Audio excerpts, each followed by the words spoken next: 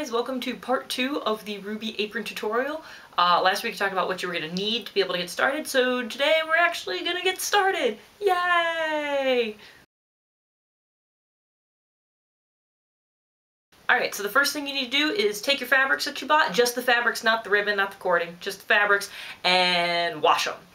You need to do this for two reasons. The first one is that fabrics are actually treated with a chemical to kind of keep them from wrinkling and to keep them clean and all that stuff during transportation and while you're waiting for them to sell and all that kind of stuff, and you want to get rid of that because it can actually affect how some of your things will go together.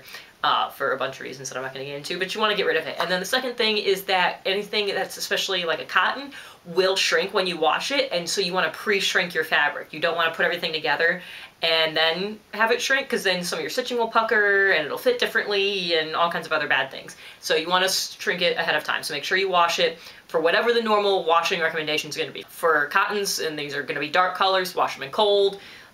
Don't worry about necessarily fabric softener. You can, you don't have to, whatever floats your boat. But definitely wash your fabrics ahead of time. After your fabrics are washed, you want to iron them. If you let it actually stay wrinkled, it's hard to get it flat against the pattern, and then you don't necessarily cut it correctly, and blah, blah, blah, blah, blah. It's just easier if you iron it. It doesn't have to be perfectly ironed. You can have little crinkles in it, but you want to iron it so it's mostly flat. It'll make things a lot easier when you're trying to transfer and cut your pattern out. For your pattern, there's kind of two different ways that you can transfer the pattern. One thing is you can actually leave the pattern mostly intact and just maybe like cut out kind of in general around it, and then use a tracing wheel and tracing paper. It's essentially kind of like carbon transfer paper that you see on things, except it's done in giant sheets so you can do it for fabrics. And then a tracing wheel is this little wheel. It kind of looks like a mini pizza cutter that's got little spokes sticking off of it, and that helps transfer stuff from the paper. So you just place your pattern over the tracing paper and on top of your fabric, and then you take the little wheel and you follow the lines, and that will transfer kind of a little chalk line to your fabric, and you can cut along that. The other thing you can do, and it's usually what I do, is if it's something that either doesn't have multiple sizes or you're only ever going to make one size or whatever, I actually just cut out the pattern on the line, and then I just trace that directly onto my fabric. If it's a light fabric, I'll just use a Sharpie. That makes it really easy. If it's a dark fabric, I have gray and white chalk pencils, and I'll trace with those. And that's what I'm actually going to use for the RWBY Apron, is one of my white chalk pencils. If you buy a pattern in a store, it's going to come in an envelope that looks like this, and when you open it up, you're going to have a bunch of thin sheets of this really like tissue papery kind of material, and this is what your pattern is printed on. It's really thin, so be really gentle with it. You don't want to tear it. If it gets wet, it will just fall apart. So be very careful that you don't spill a cup of water on it, like I may or may not have done very recently. Shh. Anyways, this is what it'll come on if you buy your pattern. It will also come with a actual regular sheet of paper that has your instructions on it. It's folded up really tiny. There will usually be multiple pages, especially if it's a complex pattern. And this is what you would do if you want to like learn how to do a pattern yourself without somebody making a video for you. This will tell you step by step exactly what you need to do. Sometimes it will use words that you don't recognize and don't understand. That's okay, it happens to me too. The beautiful thing about living in this current day and age is you can Google it, and you can usually find YouTube videos or just find a definition, and some of it you can probably just kind of figure out, or just maybe sometimes kind of skip. I do that too. For your electronic pattern, obviously you can't print a giant tissue paper size thing, so what will happen with that is they'll probably have instructions with them. I know the one that I gave you the link for gives you instructions, but I'll just kind of walk you through it. For that one, what you need to do is you're just going to print your pattern on regular paper, regular 8.5 by 11 pieces of paper. And what will happen is they will be numbered or have some other kind of marking on them that tells you how they're supposed to go together. For this particular one, you end up with 9 pieces of paper that just make a 3 by 3 grid.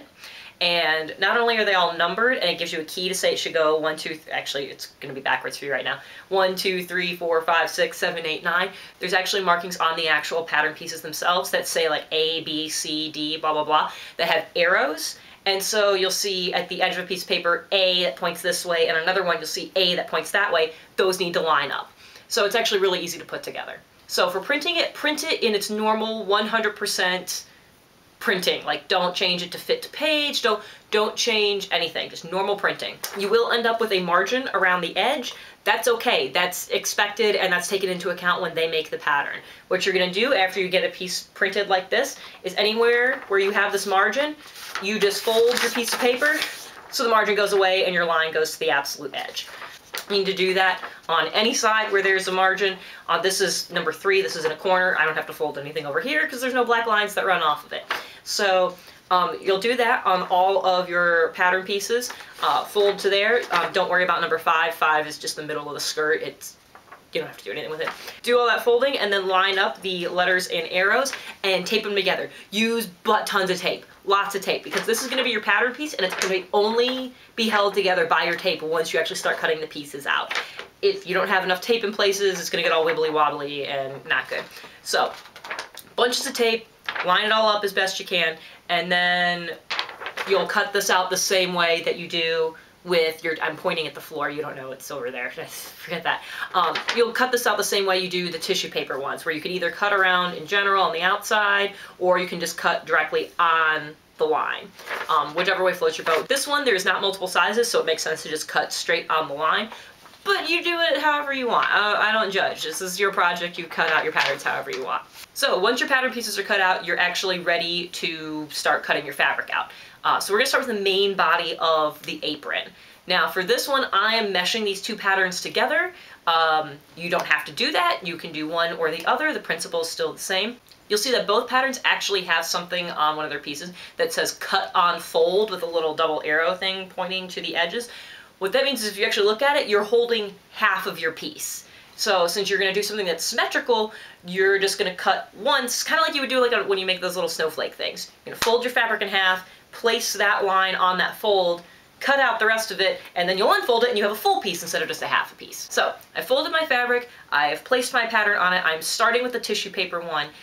The other pattern, I'm using the skirt from it, so this is kind of how this is going to end up going together, as I've placed this kind of over on top of it so you can see what the differences are. If you're just doing the tissue paper one, you can ignore a chunk of this coming up.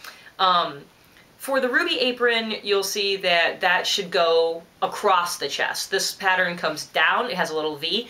Since we want something to go straight across, we're just going to ignore the part that dips down. Where this one stops at the top, we're just going to draw that line straight across the fabric. If you wanted to do something like Weiss's apron, where it's got more of the sweetheart shape to it, this pattern is very pointed, so all you would do is instead of doing that point out at the edges, just cut that in a rounder shape. That's all you have to do. It's not a big deal. Nothing's going to change. Everything will still attach the same way. So you can kind of just adjust that as you need to for whatever shape it is you're looking for. So I'm just going to go straight across. So I took my white pencil, I went straight across, and I go straight down the side of the bodice. And when I get to the part where my 2 patterns are going to intersect, I kind of leave that open a little bit because I want to make it a fluid transition. So once I finish tracing that top part, I make a mark where the bottom of the skirt is on the tissue paper one on the fabric, because that's going to be where I line up my other skirt pattern. So I take off the tissue paper one, you can kind of see there's a little bit of a white mark down there, not really, but I promise you it's there, and that's where I line up the bottom of the new skirt pattern. So then I trace that out and then kind of make a fluid transition between where that pattern stops and where the other pattern stopped.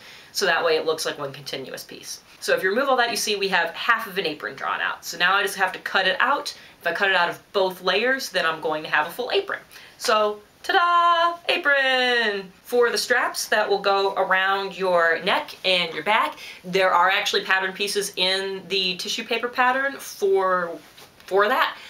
You can follow that. They're pretty much just straight strips. The only difference being that at the top, if you want to be true to the picture, that has kind of a rounded end to it, and that's really easy to do. You cut out the strips the way the pattern tells you to, and then instead of just ending it in a rectangle, you just cut a little half circle out of it. So you can cut those with a straight edge. It's really easy, and then I'll show you how to sew them together. You'll end up with just a really boring strip of fabric. It's function over form. It's just supposed to hold it onto. It doesn't have to be anything fancy. Alright, so the only other piece that we need to cut out right now is there's the panels that go right here that are connected that have kind of like the corset look to it. You might have to adjust it a little bit for your sizes. I'm making the small apron because I'm tiny. Sorry. So I would say probably for every size up that you're going to follow as far as like the tissue paper one is concerned, I would add maybe a 1/2 inch to each dimension, because you can always cut it down. I would have 1/2 inch to each dimension for each size up you're going. So I'm going to give you instructions for making it small. So if you want to do the medium, add a 1/2 inch to this. So for the small, I made 2 6-inch by 6-inch blocks. If you're doing medium, it's 6.5 by 6.5. Make 2 6-inch blocks. You should be able to cut it out of the chunk of fabric. When you're done cutting your apron, there should be like a section that's unused at the bottom. That's what I used for it. So I just cut my sections out of that. So you want 2 6-inch by 6-inch blocks, and that's what we're gonna make these panels out of. So for the black belt that kind of goes around here underneath the bodice panels that I was just talking about, that also I took from the bottom section of fabric that was left over from cutting the apron. For me, that meant it was about 1 yard long. You'll end up cutting it shorter, so if you're shy of 1 yard, it's not a big deal. And then I cut mine 4 inches wide, because you're gonna have to fold it in half and then stitch it, so it'll be just shy of 2 inches. You can do it however thick you want. For me and my proportions, that's what made sense. You can kind of play with it a little bit, especially if you cut out the neck straps first. That'll show you what that kind of size looks like, and you can adjust it from there. Alright, so that is all of your pieces. That should have everything cut out. If there's anything else you can think of you need to know about this stage, let me know in the comments below. I'd be happy to address any of it. And then in the next couple videos, we'll start talking about how to actually turn these from strips of fabric into actual functional pieces. Yay! Thanks for watching. I hope you guys are gonna enjoy this, and I'll catch you later.